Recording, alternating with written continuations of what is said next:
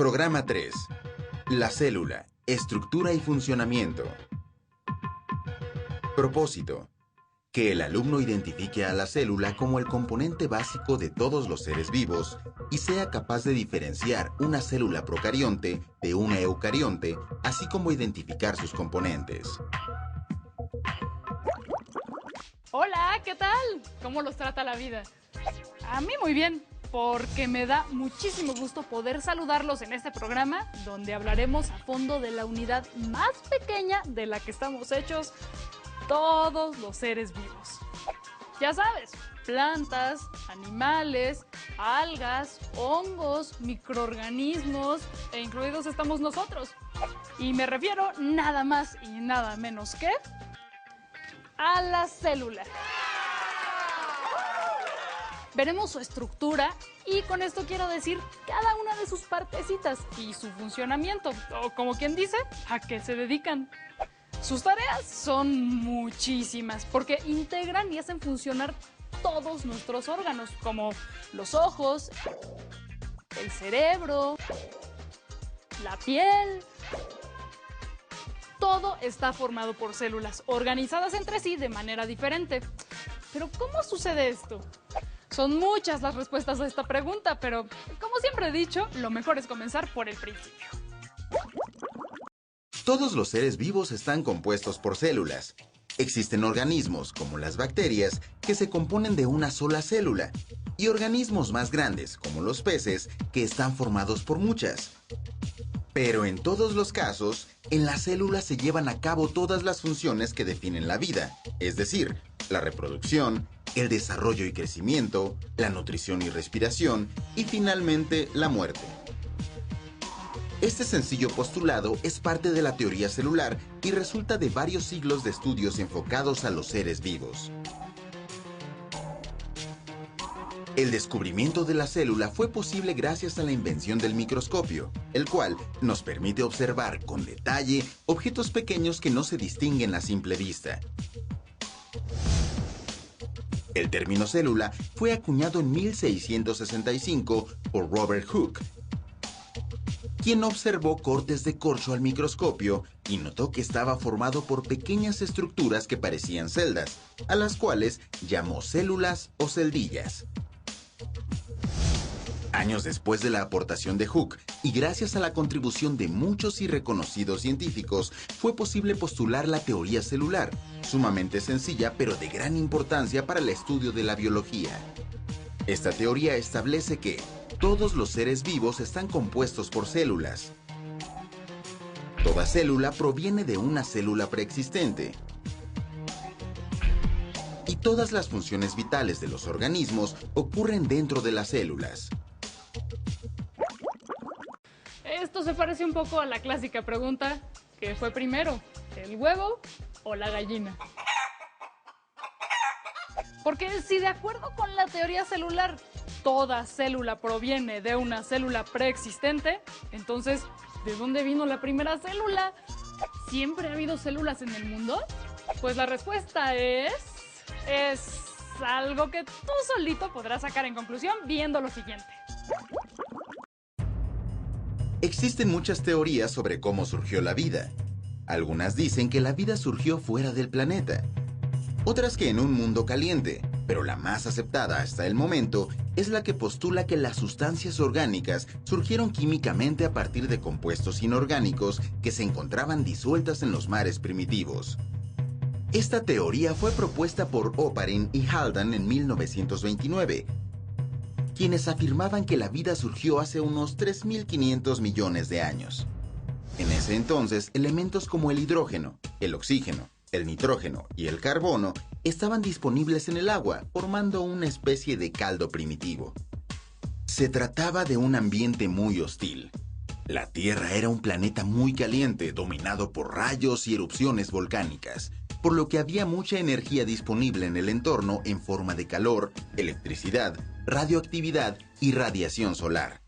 En estas condiciones, pero dentro de microambientes relativamente protegidos del medio hostil, se formaron moléculas cada vez más complejas que dieron lugar a proteínas y ácidos nucleicos, como el ADN y ARN. Con el paso de cientos de miles, quizá millones de años, empezaron a formarse membranas como la membrana plasmática y los demás organelos celulares. Los ácidos nucleicos existen dentro de las células de todos los seres vivos y contienen la información necesaria para formar y mantener un organismo. Se dividen en dos tipos, el ácido desoxirribonucleico o ADN y el ácido ribonucleico o ARN. El ADN es una cadena doble, en donde cada eslabón está formado por un azúcar, la desoxirribosa, una base nitrogenada y un grupo fosfato. Ambas cadenas se unen por puentes de hidrógeno, que son uniones débiles pero muy abundantes. En el ADN encontramos 4 tipos de bases nitrogenadas: adenina, citosina, timina y guanina.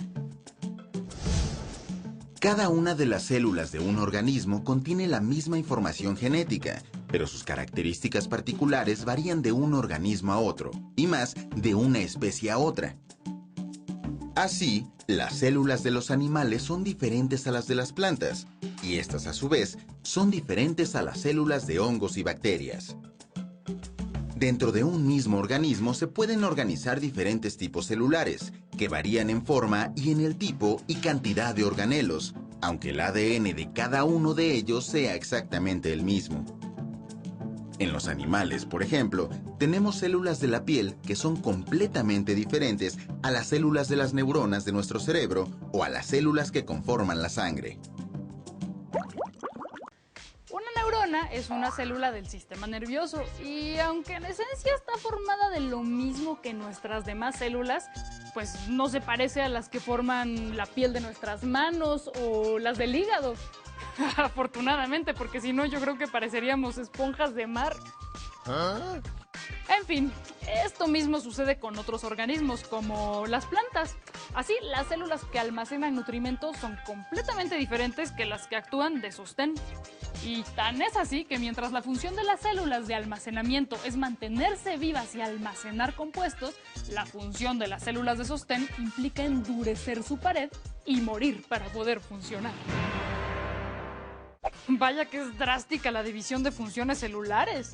Pero la división básica de las células se da entre las llamadas eucariontes y procariontes. Veamos por qué. Las células que contienen un núcleo rodeado de una membrana se llaman células eucariontes. Este nombre proviene del griego y significa núcleo verdadero. Todas las células animales y vegetales son células eucariontes. Las células que tienen un núcleo que flota libremente por el citoplasma no tienen citoesqueleto, mitocondrias, cloroplastos ni otros organelos con membrana se llaman células procariontes. Las bacterias son células procariontes. Los organismos procariontes unicelulares son los más variados, abundantes y antiguos de todos, lo cual no significa que sean menos evolucionados que los eucariontes. De hecho, aparecieron primero en el tiempo y han evolucionado desde entonces. Los organismos unicelulares tienen tiempos de vida muy cortos, lo que significa que tienen la posibilidad de evolucionar muy rápido. Por eso, para combatir las enfermedades causadas por este tipo de organismos, es necesario cambiar la naturaleza y la potencia de los medicamentos cada cierto tiempo, pues se presentan mutaciones en su material genético que los hacen inmunes a las fórmulas. Es importante tener en cuenta que no todos los organismos unicelulares causan enfermedades. Piensa que los procariontes habitan la Tierra desde antes de que existieran los seres humanos, así que su presencia en nuestro organismo es natural, tanto que muchos de ellos incluso ayudan al correcto funcionamiento del cuerpo. Es más, de seguro tú los has comido alguna vez. ¿No me crees? Oh, no. Tan solo piensa en los lactobacilos que anuncian en muchos productos lácteos. ¿A que sí los has comido? Pues te tengo noticias. Metiste a tu organismo bacterias. Pero muy afortunadamente para ti y para mí, lo peor que nos puede pasar es que nos ayuden en la digestión. Fiu. Los procariontes habitan todo tipo de ambientes. tanto acuáticos como terrestres. Son organismos con una gran capacidad para sobrevivir. De hecho, hay lugares en la Tierra tan calientes que se creía era imposible hallar en ellos vida, pero se han descubierto bacterias que habitan en estos inhóspitos lugares. Los organismos que viven en ambientes extremos se denominan extremófilos y tienen características especiales que les permiten habitar este tipo de lugares.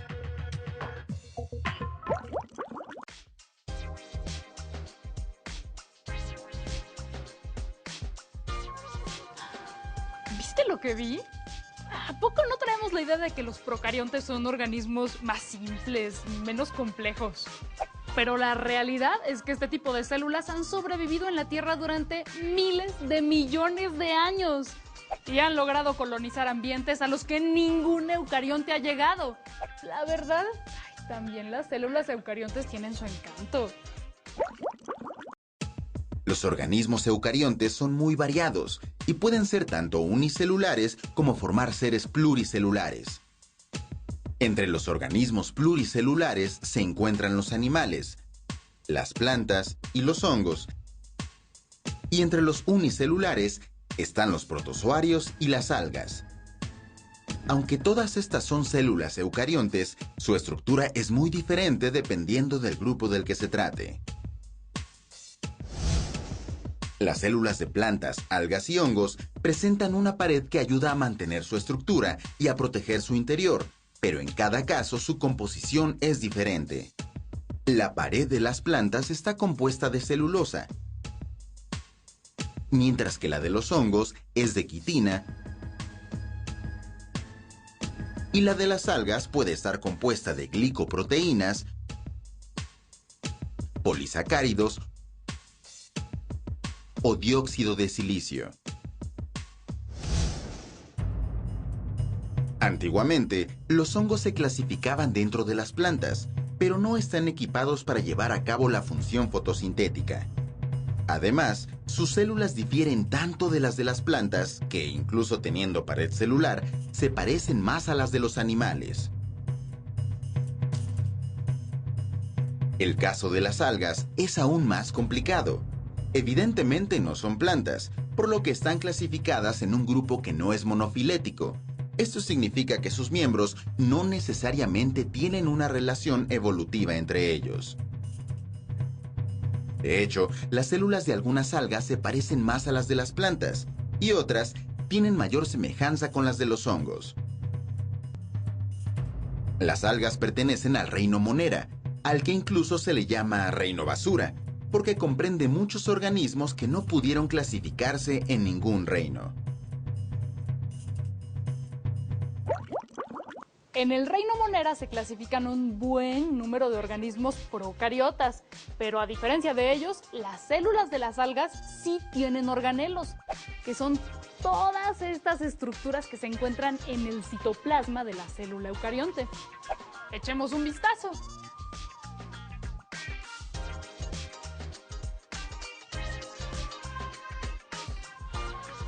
¿Qué te pareció? ¿Viste bien los organelos? Todos hacen cosas muy diversas, pero su objetivo fundamental es que la célula pueda llevar a cabo todas sus funciones. Son algo así como los órganos de tu cuerpo, que te permiten digerir la comida y expulsar los desechos para obtener energía. Aunque las funciones de los organelos celulares son más diversas y muchísimo más complejas. Veamos por qué. El retículo endoplásmico es un organelo celular que consiste en un sistema de membranas que rodean un espacio llamado lumen y lo separan del medio externo denominado citosol. Este organelo está dividido en dos compartimentos, el retículo endoplásmico rugoso y el retículo endoplásmico liso. El retículo endoplásmico rugoso tiene ribosomas asociados a la membrana. Se compone de una serie de sacos aplanados que se continúan con la membrana del núcleo de la célula, la cual también tiene ribosomas mirando hacia el citosol. Estos sacos aplanados se denominan cisternas. Las células que secretan grandes cantidades de proteínas, como las de las glándulas salivales, tienen una mayor cantidad de retículo endoplásmico rugoso. Por su parte, el retículo endoplásmico liso se compone de una serie de elementos membranosos tubulares que forman un sistema de pipas que se curvan a través del citoplasma. Dependiendo de la función de la célula, varía la cantidad de retículo endoplásmico liso y rugoso que contiene. Las funciones que cumplen ambas clases de retículos son diferentes. En las células endócrinas, el retículo endoplásmico liso se encarga de sintetizar hormonas esteroideas. En las células del hígado, el retículo endoplásmico liso se encarga de la desintoxicación de compuestos orgánicos. Uno de ellos es el etanol, comúnmente conocido como alcohol. Por eso, el abuso del alcohol puede inducir la proliferación del retículo endoplásmico liso en las células del hígado. Otra de las funciones del retículo endoplásmico liso es secuestrar iones de calcio en las células del músculo cardíaco. La liberación regulada de estos iones genera la contracción. Por otra parte, las funciones del retículo endoplásmico rugoso son muy diferentes a las del liso, pero también tienen vital importancia para la célula. Entre estas funciones destaca la síntesis de proteínas en los ribosomas, ya que se encuentran unidos al retículo endoplásmico rugoso. Así, todas las proteínas necesarias para el buen funcionamiento de la célula se sintetizan en él y después son llevadas a los sitios donde se necesitan. Además, en el retículo endoplásmico rugoso se sintetizan también muchos de los lípidos de membrana y las proteínas necesarias para separar a la célula del medio externo. Se podría decir que el retículo endoplásmico sería algo así como una fábrica de ladrillos que, una vez fabricados, se transportan en camiones al sitio de construcción.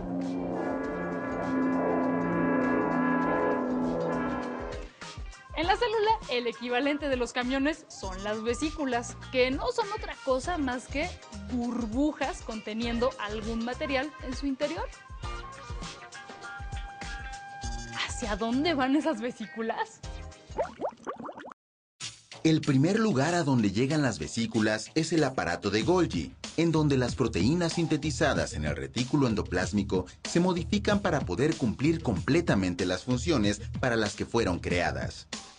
Una vez modificadas, las proteínas son llevadas por las vesículas a los sitios donde van a entrar en acción. De esta manera, el aparato de Golgi se encarga de empacar los materiales para su distribución hacia el resto de la célula.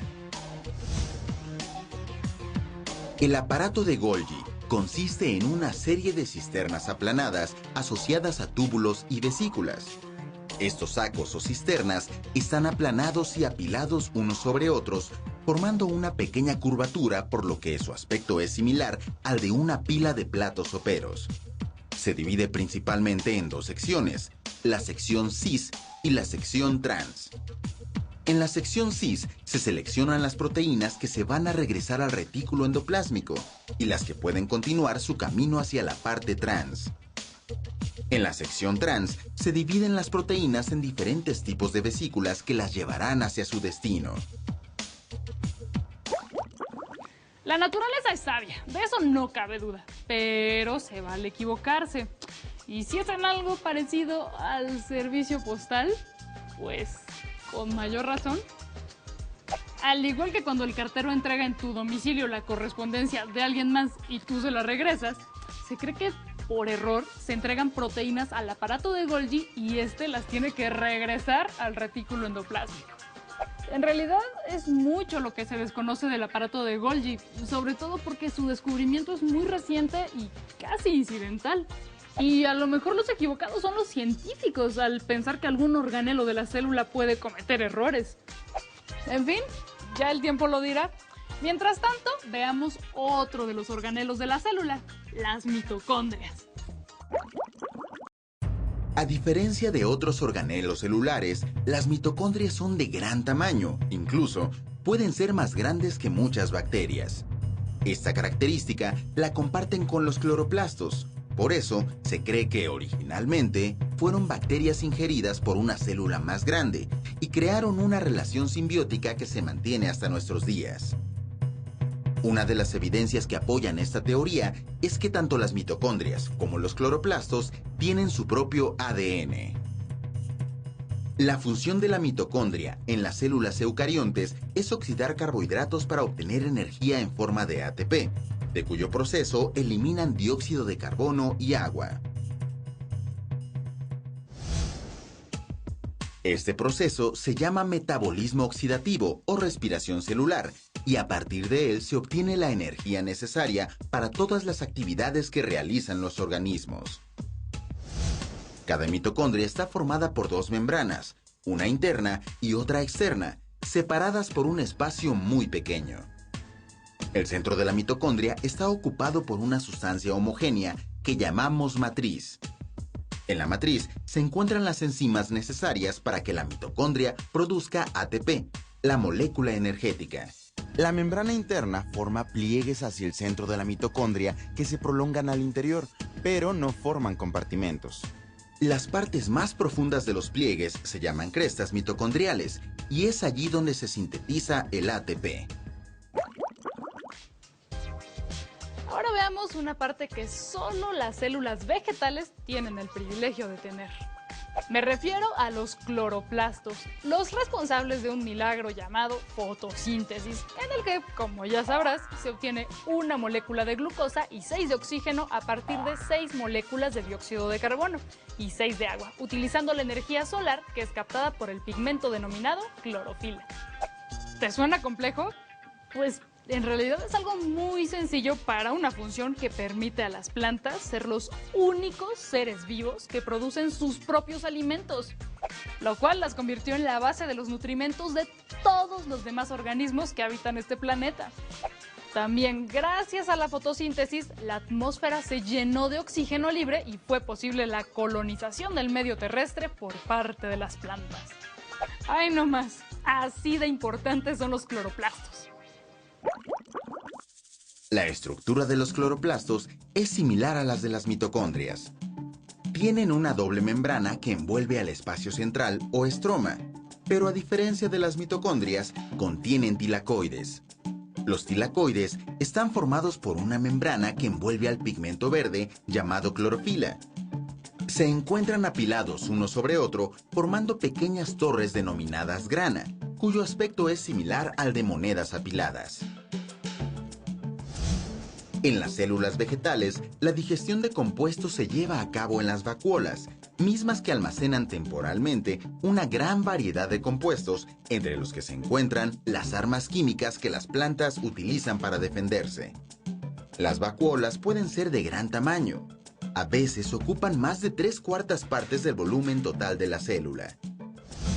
En la célula animal existen también organelos digestivos. Estos son los lisosomas, que se encargan de degradar sustancias innecesarias, degenerando incluso organelos completos para que sean reemplazados. Su aspecto es básicamente el de vesículas, con la particularidad de que los lisosomas contienen enzimas digestivas. Por lo general, estos organelos son muy abundantes en las células que intervienen en la defensa de los organismos. Si Oparin y Haldane tienen razón, han pasado ya cerca de 3.500 millones de años desde que surgió la vida.